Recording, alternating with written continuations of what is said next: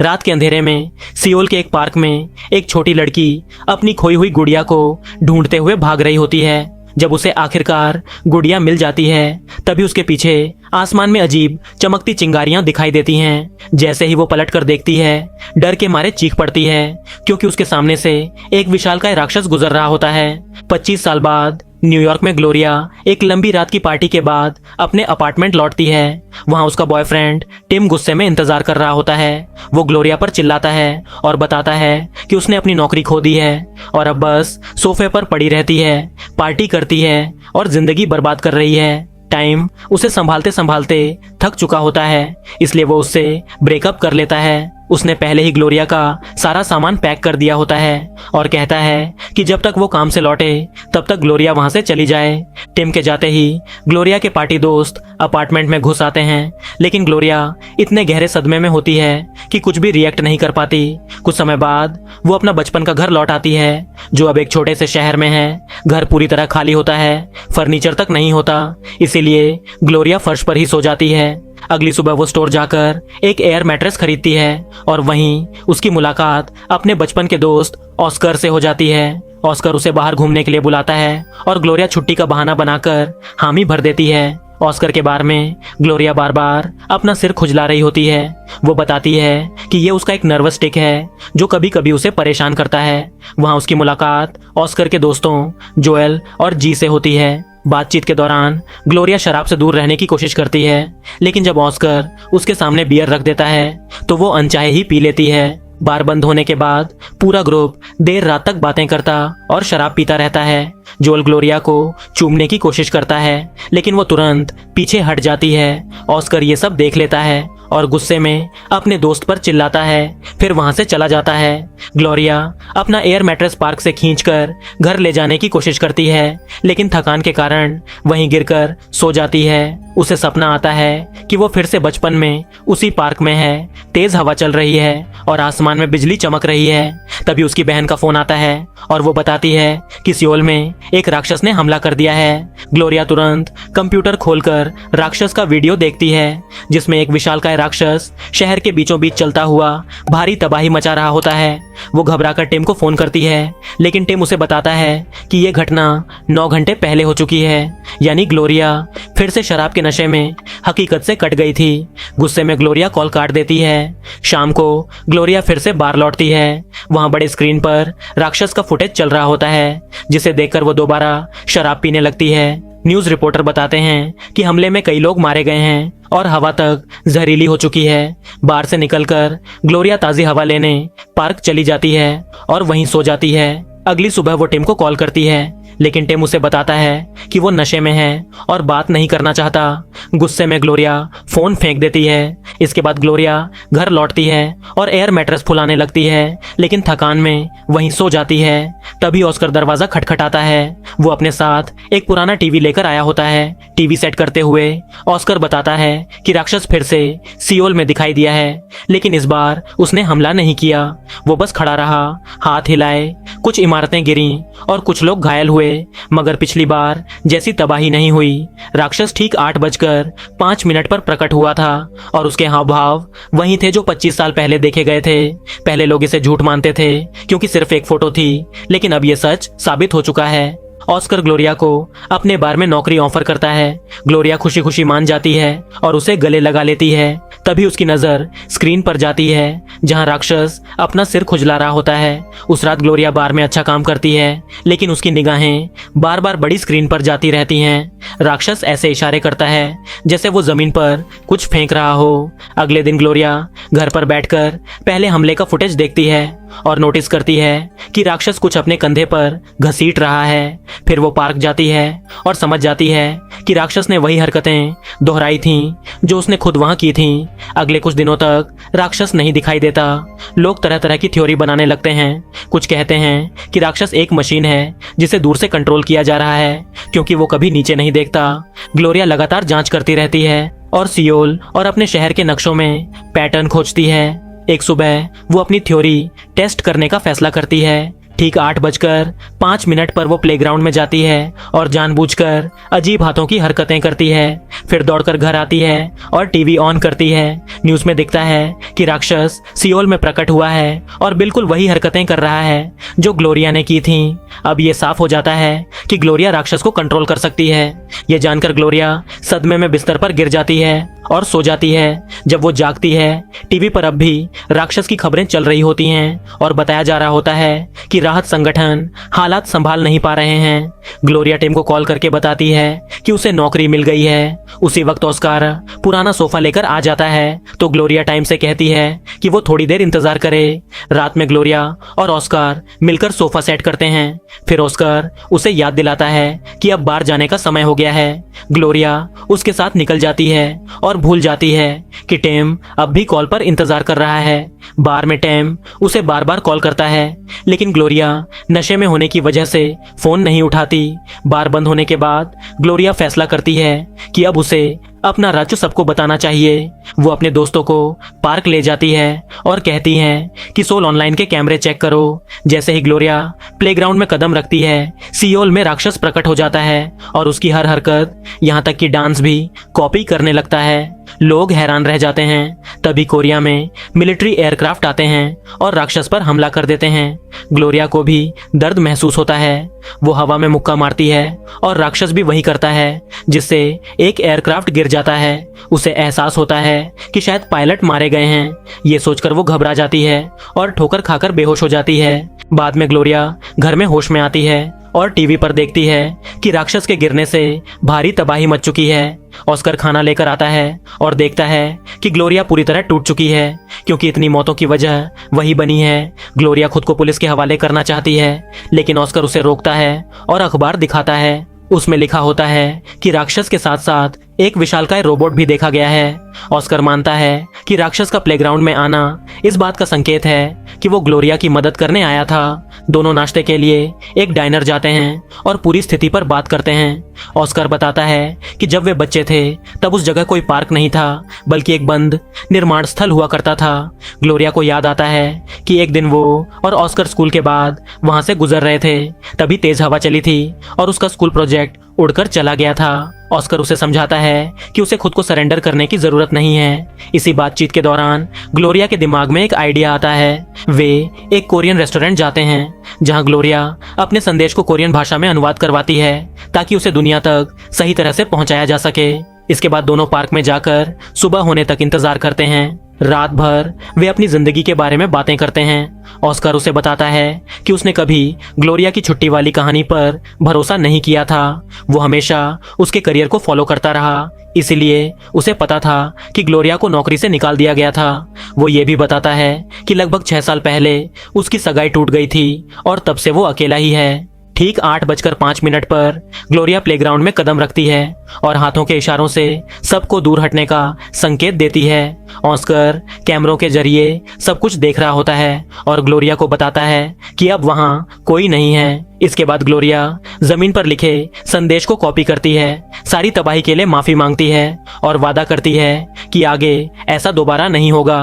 पूरी दुनिया हैरान रह जाती है कि राक्षस इतना समझदार हो सकता है। कुछ लोग तो उसे एक अच्छा और दयालु जीव मानने लगते हैं। काम के बाद ग्लोरिया जोल से मिलती है और दोनों साथ में थोड़ी ड्रिंक करते हैं। अगले दिन ग्लोरिया न्यूज देखती है और घबरा जाती है क्योंकि रोबोट फिर से दिखाई देता है। वो जोल को प्लेग्राउंड लेकर जाती है, जहां ऑस्कर खुद राक्षस को कंट्रोल कर रहा होता है और गार मैप के जरिए उसे रास्ता बता रहा होता है ताकि किसी चीज को नुकसान ना पहुंचे।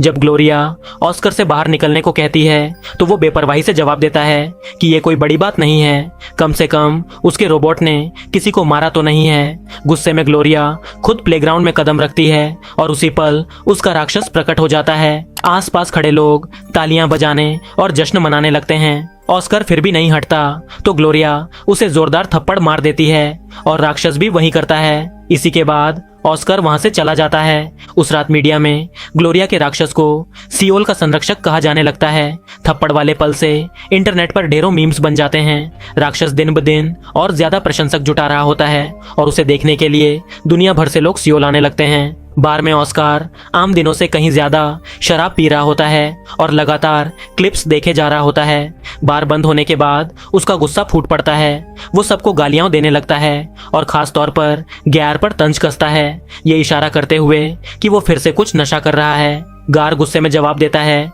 कि वो कई सालों से बिल्कुल साफ है और अब सिर्फ पेट की बीमारी से जूझ रहा है। लेकिन ऑस्कर उसका अपमान करता ही रहता है, जिससे तंग आकर गार वहां से चला जाता है। इसके बाद ऑस्कर जोर डालता है कि ग्लोरिया भी शराब पिए, क्योंकि उसने नोटिस किया होता है कि ग्लोरिया कई दिनों से पी नहीं रही है।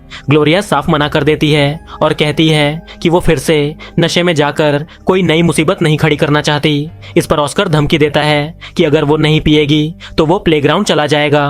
गुस्से में ग्लोरिया बोतल उठाती है और पूरी शराब फर्श पर उड़ेल देती है। इससे भड़का हुआ ऑस्कर जोएल के साथ अपनी वैन में बैठकर निकल जाता है।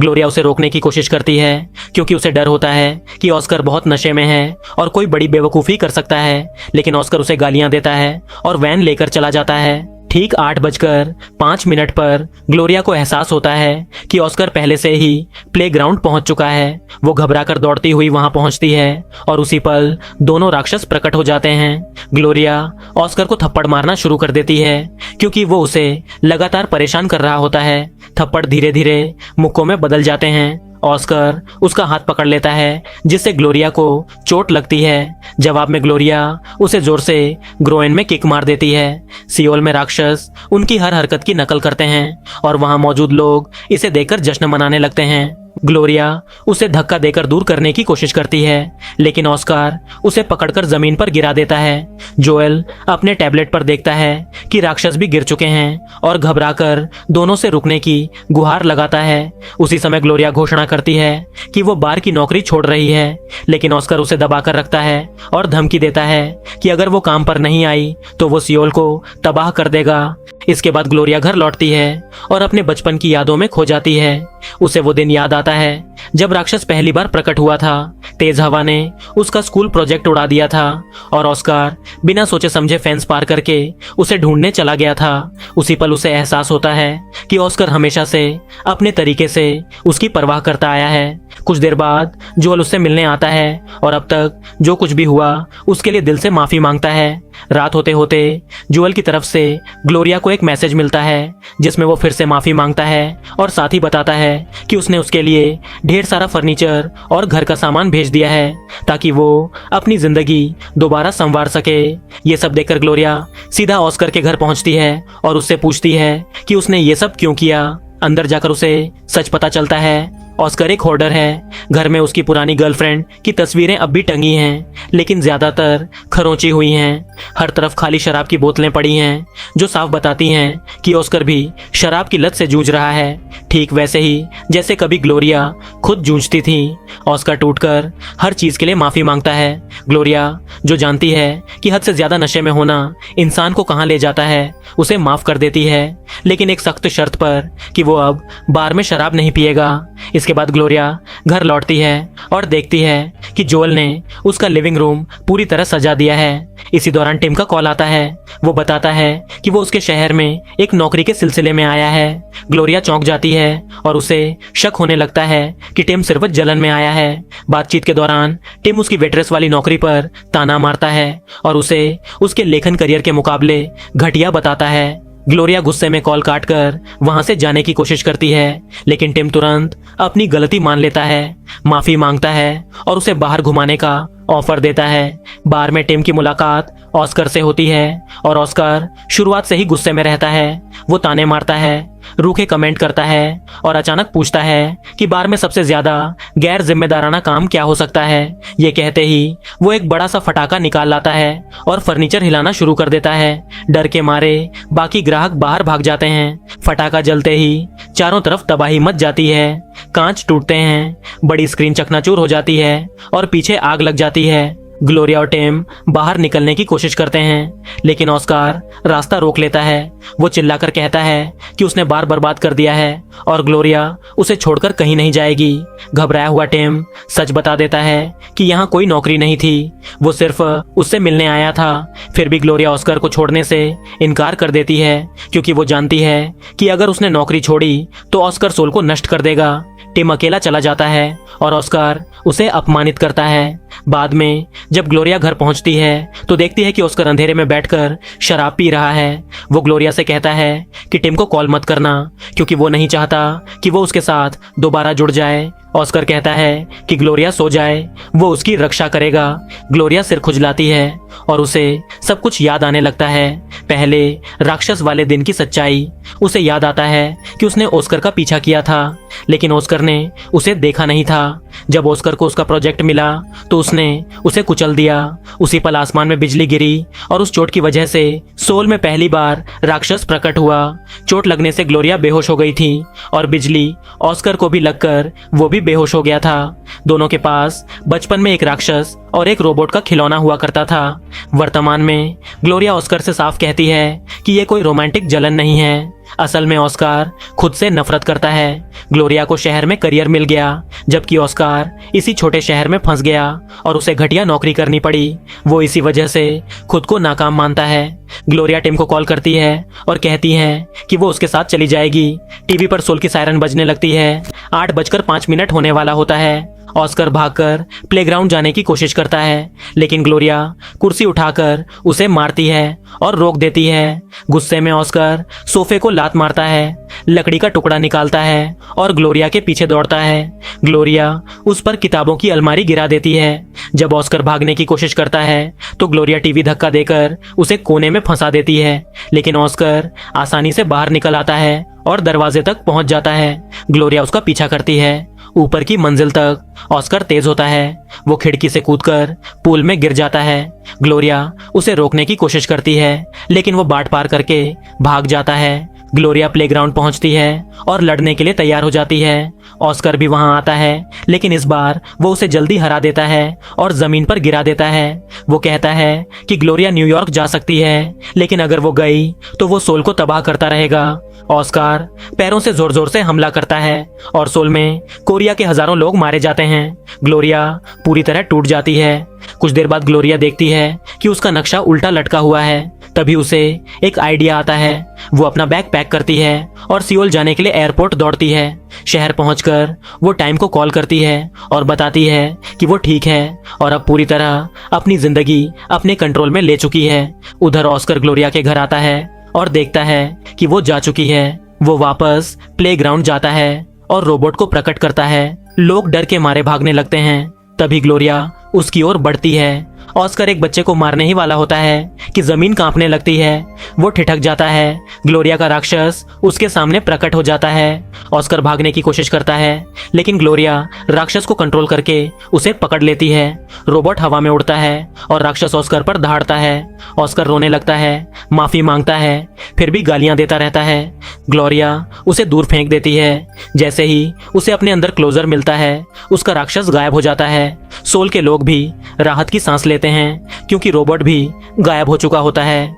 जोएल न्यूज पर सब देखता है। जब उसे पता चलता है कि ग्लोरिया ने सब ठीक कर दिया है तो वो मुस्कुरा देता है। आखिर में ग्लोरिया बाहर जाती है और फूट फूट कर रोती है। वो काउंटर पर बैठे क्लर्क से पूछती है कि क्या वो एक शानदार कहानी सुनना चाहता है लेकिन जैसे ही क्लर्क उसे ड्रिंक ऑफर करता है ग्लोरिया गुस्से में भड़क उठती है और इसी के साथ ये कहानी यहीं पर खत्म हो जाती है। तो दोस्तों उम्मीद करता हूँ कि आपको ये एक्सप्लेनेशन पसंद आई होगी। अगर आपको पसंद आई तो इस वीडियो को लाइक, शेयर और चैनल को सब्सक्राइब कर दीजिए। और इसी तरह की वीडियो देखने के लिए स्क्रीन पर आ रही वीडियोस या फिर डिस्क्रिप्शन में दिए गए लिंक को चेक कीजिए। मिलते हैं अगली वीडियो में, तब तक के लिए बाय।